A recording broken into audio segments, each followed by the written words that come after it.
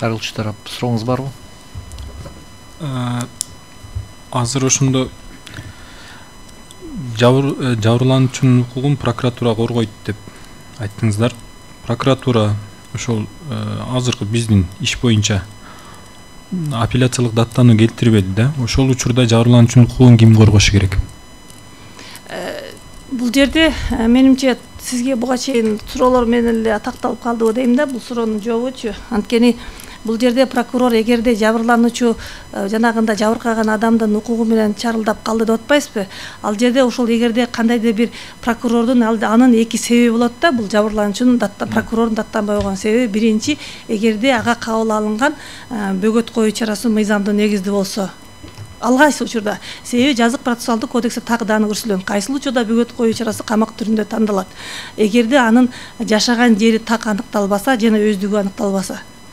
Эгер ал өздүгү баардыгы аныкталган соттук процессте баары талкталып турса, жогорку инстанция, апелляциялык инстанцияга жазганы менен ал баардык сунуш колдонулбайт. Баягы ошо колдоо сот тарабынан, жогору турган сот тарабынан колдоого албайт деген негизи менен даттанылбай коюшу мүмкүн. Экинчи негизи эми ошол прокурордун мамлекеттик айыптоочунун өзүнүн функционалдык милдеттерин таңдан аткарбагандыгынан келип чыгышы мүмкүн. Ал учурда болгондо гана жогору турган прокурорго даттаныш керек. Ошол эки гана жообу бар. Негизинен проект жогорку кеңеш айтканына караганда ошо сиздер тарабынан келди, даярдалган. Ошого коррупциялык бир элемент болуп прокурор менен сүйлөшүп, адан акча алып мен даттанбайм деген бир учур келиши ыктымалы барбы? Эми бул ар кимдин өз көз карашы. Мен азыр эле жооп бердим. Ар бир эгерде функционалдык өзүнүн милдетин тагдан аткарбаган эгер кызматкер болсо, алды менен силер токтолуп калбастан ал жогору турган прокурорго даттанып койсоңуздар эле ал жетиштүү чечилет, чечилбеген маселе жок. Ал эми сиз айтсаңыз, ооба биз демилгечибиз, бул биз мыйзам даярдоодо ал баардык экспертизаларды өткөн, баардыгынын канааттандырарлык деген корутунду алынган. Адамдын жарандардын жогору турган прокуратурага даттануусу менен жогорку турган сотко даттануу укугу экөө мындай чектелиши керекпи? Сиз эч кандай бул жерде жооп бере берейин, бүттүңүзбү? Эч кандай бул жерде чектелүү жок. Анткени сиз деген бир эле тарапты алып атасыз да. Ал эми ар бир адамдын эркиндиги бул конституциялык, ошол айыпкердин дагы конституциялык укугу. Ошол конституциялык укугуна временный ограниченияны только сот берет.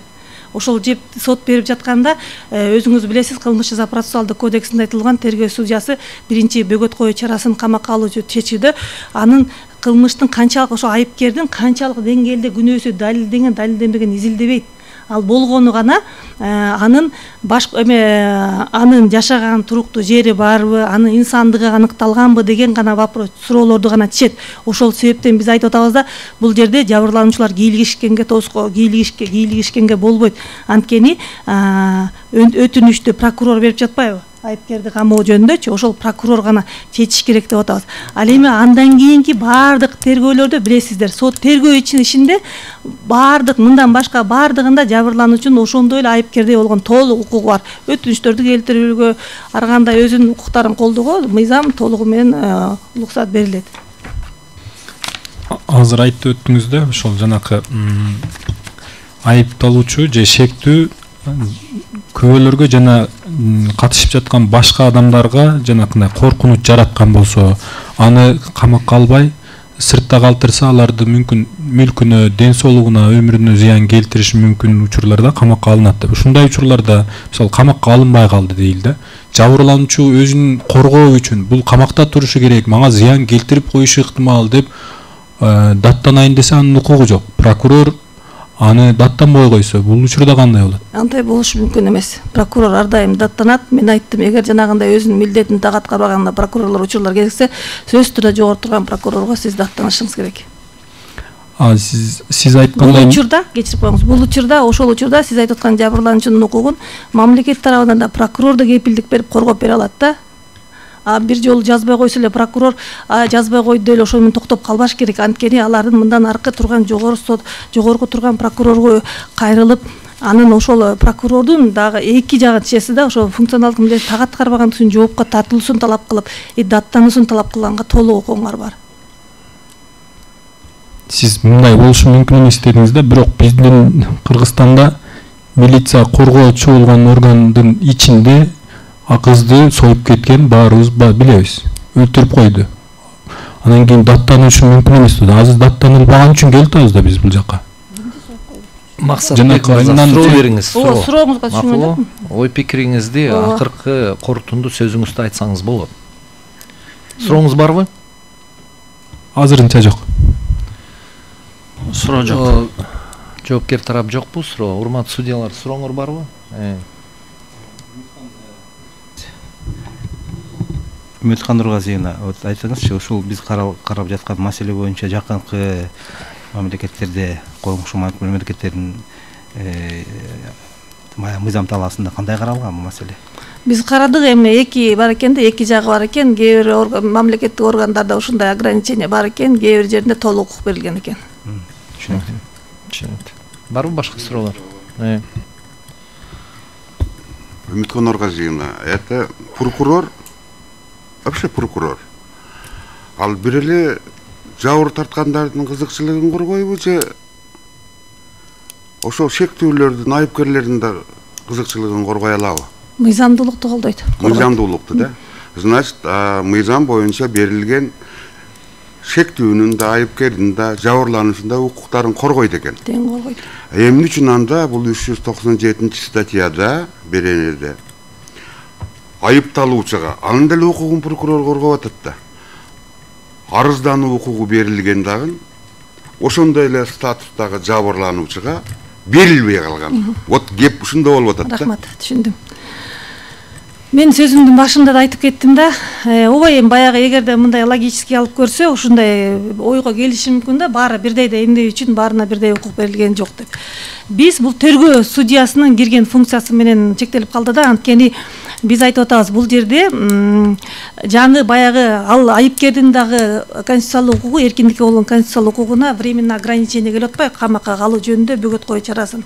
Бирок ушул камакка алып жаткан кезде анын канчалык деңгээлде күнөөлүүсү эмеси далилденбегенине байланыштуу бул жерде ошол айыпты айыбы менен келип кылмышын козгоп өтүнүчү менен келген гана прокурорго берип атабыз да, укуктучу.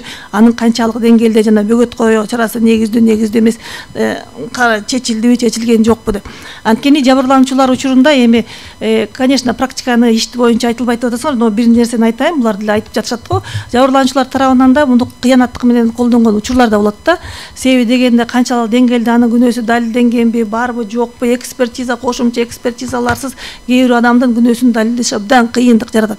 Анан ал себептен биз айтып атабыз да, ошол ал баягы айыбы угузулуп сотко жеткенге чейин анын күнөөсүн биз толук далилдеп, тастыкталган далилдер менен толукталмайынча андан кийин гана жабырлануучунун укугу кошулуп башталыш керек деп атабыз да. Себеби баягы айып угузулуп, тактап биз айыпта токтомун бекитип койгондон кийин каалаганча даттанылып, каалаган норманы карасып чыкса болот деп атабыз. Себеби дегенде тергөө судьясынын функциясын жоготот да. Тергөө судьясы болгондо эки эле норманы тактайт да бул жерде. Анын баягы подтверждающий наличие баягы жашаган жери барбы, анан характеристикасын, анан башка жакка качып кетпей ошол гана жерлектер. Болду. Менде анда суроо бар. Менде суроо бар. Сиздердин позицияны карасак, анда тергөө мезгилинде жабырлануучунун кызыкчылыгын толугу менен прокурор колдош керек деп атабыз да. Анда жабырлануучуну ошол тергөө мезгилинде тарап катары эмне кереги бар? Анда ошону белгилеп, жабырлануучу катары аныктап, анычы. Анан кийин суроо пайда болуп атат мындай да. Эмне себептен бардык тергөө мезгилинде, тергөө эмне кандай тартипте өтүп атат? Бардык укуктар берилген жабырлануучуга. Бардык укуктар. Анан кийин ушул бөгөт коюу чарасын колдонуп атканда ушул маселеге эмнегедир ушул укук берилбеген.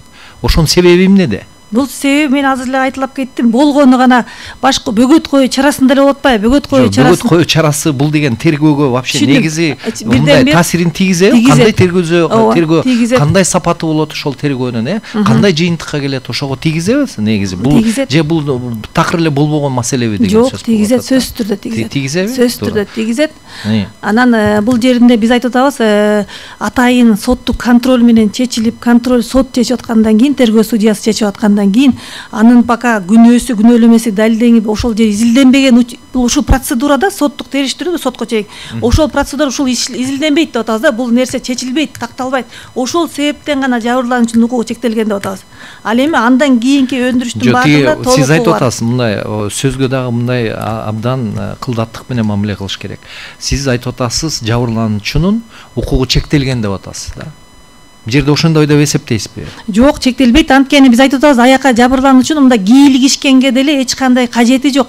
Анткени бөгөт коюу кызыкчылыгы жок экен да, жабырлануучунун бөгөт коюу маселесинде анда кызыкчылыгы жок экен да такыр, прокуратуранын ою боюнча. Жок, кызыкчылыгы болушу мүмкүн, бирок баягы адам укугу ограничение болуп аткандыгына байланыштуу биз айтып атабыз. Ал бул стадияда аны күнөөлүү эместиги такталбайт деп атабыз. Ошол үчүн гана. Тиги негизи бул эми тергөө деле тергөө мезгили деле өзгөчө маанилүү нерсе, туурабы, мындайча айтканда чындыкты аягына чейин чыгыш үчүн.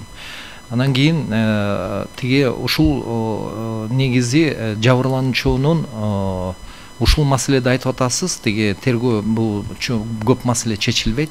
Анан кызыкчылыгы болгондон кийин негизи эле мындай айыпкер же шектүү адам негизи ошол жабырлануучуга бир таасирин тийгизсе аракет кылышы ыктымалбы вообще негизи? Ошол баш коргоо чарасынын маселесин чечилип аткан негизи ушул маселеде. Ошол неменин жабырлануучунун эми оюна, пикирине ошол мындай воздействие кылган мүмкүнчүлүгү барбы тиги? Болушу мүмкүн. Мисалы үчүн коркутуу ар кандай. Ошону айтып атам менчи, ошону айтып атам. Анан кийин негизи эле кызыкчылыгы бар экен анда, сиздин оюңузча. Туурабы? Ошол маселени чечип аткан жабырлануучунун кызыкчылыгы барбы ошол? Бул маселе кандай чечилет? Же тигинде чечилет, же мындай чечилет? Анын тагдыры негизи мындайча айтканда бир тиешеси барбы ошол жабырлануучунун тагдырына? Балким. Мен айтайын дегеним, бул жерде мындай да, эгерде в общем порядке алсак, кызыкчылыгы бар, тергөө боюнча толугу менен кызыкчылыгы бар да, ошон үчүн жабыркы тартылып өзү арыз менен кайрылып атат да, мамлекеттен ошол тергөө органынан жардам сурап, ушуну жоопко тарт деп кайрылып атат да. Биз айтып атабыз, бул стадия. Бул ошол стадияда эч кандай анын пока тергөө аныктап такталып, тергөө судьясы аны изилдегенге эч кандай мүмкүнчүлүгү, укугу жок болгондуктан бул стадияда анын кийлигишүүнүн кереги жок деп атабыз да, кийлигишүүнүн. Түшүнүктүү позицияңыз. Сурооңуз барбы, дериңиз? Азыр сиз айттыңыз да, ошо күнөөлүү жана күнөөсүздүгү соттун чечими менен болот депчи, анан тергөө судьясынын чечими даттанымындай айтып атасыз да, тергөө ошон үчүн камакка алат же албайт депчи. Ошондо жабырлануучу азыр арыз берсе эле апелляциялык инстанцияны камап коет деген ойдо болуп атасыздарбы анда? Жок. Ал камаганда эмес да. Бул жерде ал камаган жөнүндө сөз эмес, бул жерде айтылып атпайбы? Изилденбейт аны күнөөлүү эместиги. Ал кана болгону гана тергөөгө тоскоолдук кылбайбы, сотко соттук териштирүүгө тоскоолдук кылбайбы, жашай турган өзүнүн так адреси барбы, өзүнүн өздүгүн аныктаачу документтери барбы деген эле суроону карайт. Ошондо тергөө судьясынын чечимине макул болуп атасыз мыйзам боюнча. Апелляциялык соттук контроль жүргүзүлүшүнө макул болбой калгандай болуп атасыздар да. Апелляциялык контролго атайын прокурор бар, ошол прокурор көзөмөл кылат. Ал мыйзам астында, мыйзамдын такдана бирдей аткарылышына жооп берет баш менен. Эгер туура эмес чечим кылып, жабырлануучу колдонбой, ошо мыйзамсыз соттун токтомору даттанбай койсо жооп берет. Позиция түшүнүктүү деп ойлоп атам да, Рахмат, отуруңуз.